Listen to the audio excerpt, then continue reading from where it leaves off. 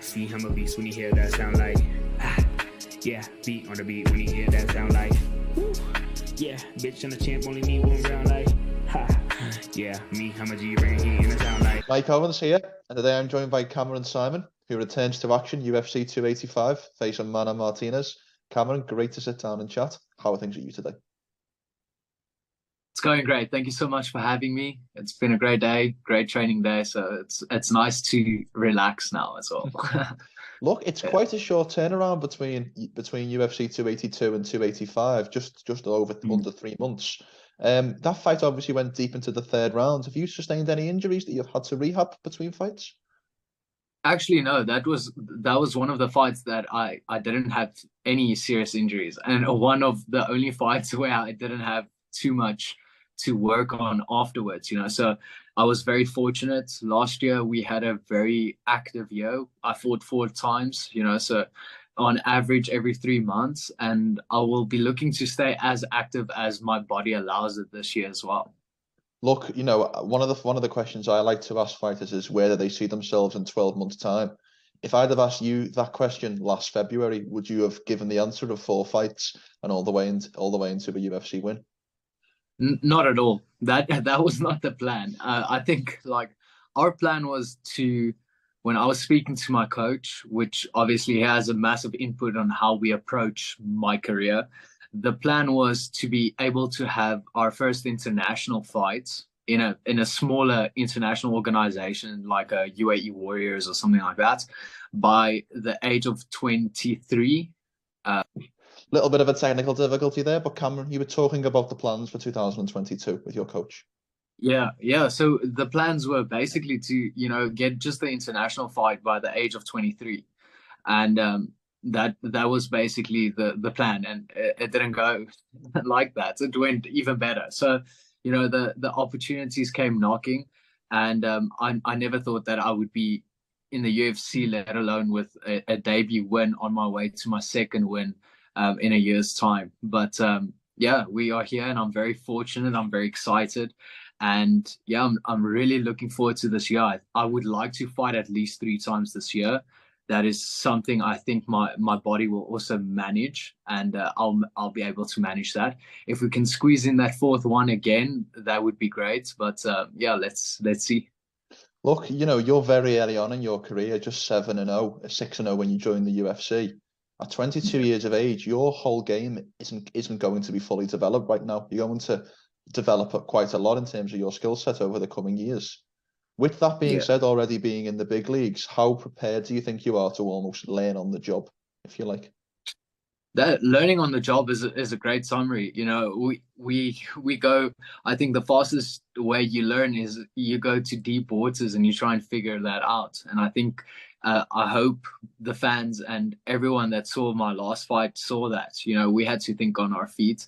We had some adversity, and I really had to make plans. And again, thanks to my coaches and my teammates, and just our preparation prepared us for that. And we were fortunate enough to have the opportunity to finish the fight, which we did. And yeah, I think just going into this, I've been doing the sport for 10 years. I'm 22 years old.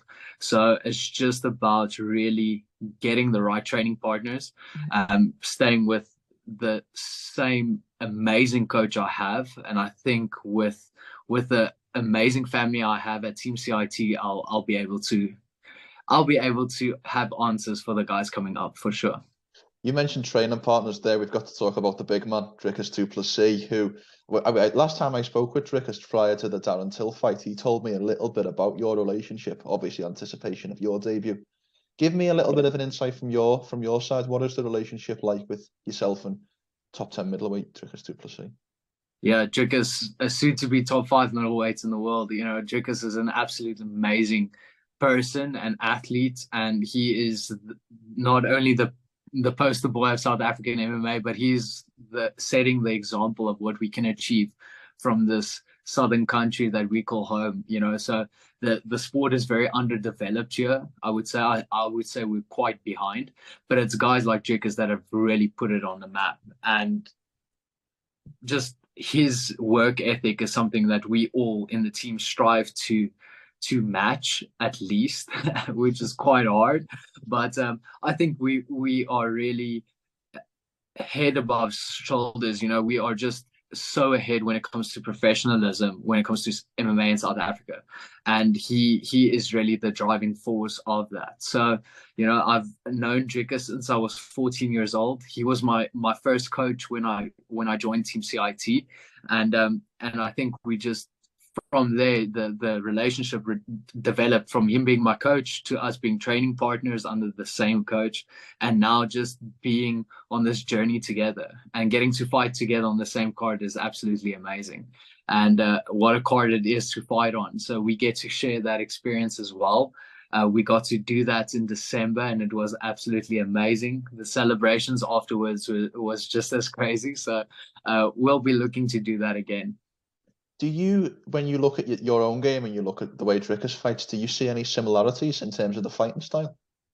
Yeah, just the amount of hearts. I think it's when we narrow it down, it's that South African Afrikaans boer strength, and it's just the type of just going out there and really just putting everything on the line. And I think that's how I want to fight. I do not want to leave any fights to, well, we're going to have to at some point, but I don't want to leave decisions to judges. I want to really go out there and just be able to say that after the fight, win or lose, I gave it my all.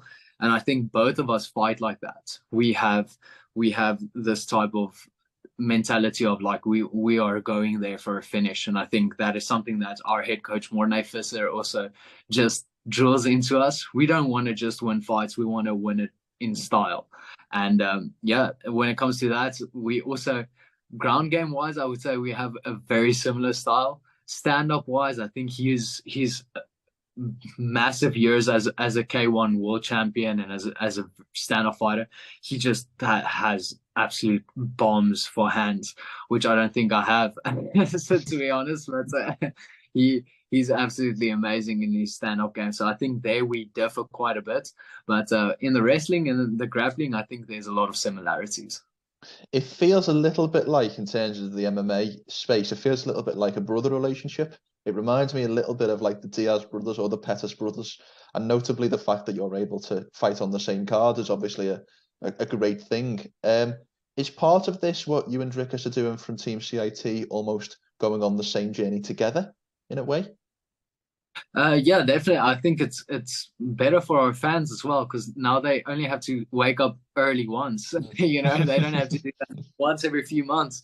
So I think the UFC also likes it that we're on the same card. I think in terms of UFC Africa, we've said it a few times. We wanted to come to South Africa, and honestly, this is the only place they can come towards. So I think in terms of what the UFC is doing by putting us on the same card is very smart. And I think in preparations for UFC Africa, which I really hope happens this year, I will more than happy share that card with Dricus, and I think he'll be headlining that card. And that is one of my predictions for this year. And that being in, whether it's Cape Town or Pretoria, I hope it's in Pretoria. That's our hometown as well. That would be absolutely amazing. But having us on the same card just makes a lot of sense. Not only just for us as teammates, but also just for our coaching staff as well. It's very hard on our coaches as well. They have full-time jobs outside of being full-time coaches. Wow. So just they make a lot of sacrifices for us when they travel with us, and it's easier this way, and it's fun. I must say it's a lot of fun just having the team come over once and just fly back as soon as possible, because we miss home quite a bit as well, is fun. You mentioned there about your coaches working full-time jobs. What is this MMA space like in South Africa at the moment? Give me an overview of what the sport is like in your country. Apologies, another technical difficulty, but Cameron, I wanted to know if you could give me a little bit of an overview of the South African MMA space at the moment. Yeah, it's quite interesting. I think it's so we actually own a a amateur organization here in South Africa called Versus Promotions. We actually have our upcoming fight nights on the 18th of February as well, and just looking from almost we do amateur fights, but looking from that standpoint, it's super expensive to host events here in terms of venues, production, stuff like that. It's really a struggle, and it's a tough job. And I do think that if more brands can get on board and support the amateur ranks, I think the professional ranks will do as very well. I was a bantamweight champion in the EFC here before I got the Dana White Contender Series shot. They have done absolutely amazing work for South Africans and for African athletes to be showcased, and a lot of their athletes have gotten opportunities elsewhere as well. It's still very underfunded. It's still, like I said, a very new sport, but it is picking up drastically. We see this in the memberships at our gym. And if you want to be successful in martial arts in South Africa, there's only one gym to come train at. And that's credited to our head coach, our coaching staff, and our systems we have at CIT. So it is fairly new. But in terms of infrastructure for the UFC to visit, we have that. And I'm pretty sure you guys are going to love the South African fans. They are just as crazy as the British ones. And I think it's going to be like UFC London, but I think it's going to be even cooler. But I might be a bit biased. So. Well, if we turn the conversation back to yourself, we're talking a little bit about the future of South African MMA. And Dana White was actually quoted as saying that Cameron Saaiman is the future of MMA. When the boss man says something like that about you, how does that make you feel after the UFC debut performance? Obviously, I'm honored. I did not expect that at all, but that was really nice of him, and I'll just be looking to prove him right once again. Like I said, I think I showed a lot of elements of my game in my debut. I'll be looking to show that once again, and this time, just go out there. I feel like the ice is broken. I feel like I know what to expect when it comes to not only the procedures beforehand, but also just know what to expect when in the cage. I think I was a little bit starstruck and had a fanboy moment just in the cage as well. I was standing there and I was just like, what? Bruce Buffer's calling my name. I'm still a massive fan of the sport at the end of the day, so this time be very level-headed, be focused, and obviously not like I wasn't, but really focus on the job and focus on getting the fight finished and focusing on having an impressive performance, and once again prove Uncle Dana right. Give me your scouting report on your upcoming opponent, Mana Martinez. What does he do well, and does this feel like an upgrade, a step up in competition? 100%. This is 100% an upgrade in competition. I think his ranking can speak for itself. He is, as far as I know, 53rd or 51st, depending on where you check his rankings. But he's really good on his feet. I think he's very patient as well, which I think I am myself too. So that's going to be quite interesting to see. He has very good boxing. In his last fight, he showed very impressive kicks as well. So his stand-up is really good. And I like a good stand-up fight. I enjoy that. In the Joshua and Kim fight, I got to showcase that as well. So hopefully we can keep it standing, because I would like a bonus again. that would be fun. So in terms of that, he's 2-1 in the UFC, and he actually has a loss over a guy I would have fought in Ronnie Lawrence. So it's going to be interesting to see what he comes forward with. I know he has good stand-up. Hopefully we can keep it on the feet, because like I said, I would like a good stand-up fight, and it's a tough card to get a bonus on. So we're going to have to impress. But, in terms of his wrestling, his grappling, you don't get to see a lot of that in the Ronnie Lawrence fight. He got quite dominated on the ground. And but again, Ronnie Lawrence is a great wrestler. So we will be prepared for everything, and we will be prepared to finish the fight wherever it goes. 100%. I want to go on another subject now, which is your nickname, MSP? Because I've tried to do a little bit of research and I couldn't find the origin. So what is the reasoning behind your nickname then, MSP? Yeah, it's such a okay, so we the I don't even know how to respond, to be honest. Well, we have an English version, which is Most Savage Player, but we have a Afrikaans version for that nickname as well, which I unfortunately cannot say. It's not very but MSP is something that we don't get to pick our own nicknames as well. It is something that is bestowed upon you by your teammates and coaches. So I'm running with MSP. We have built the podcast around that name as well.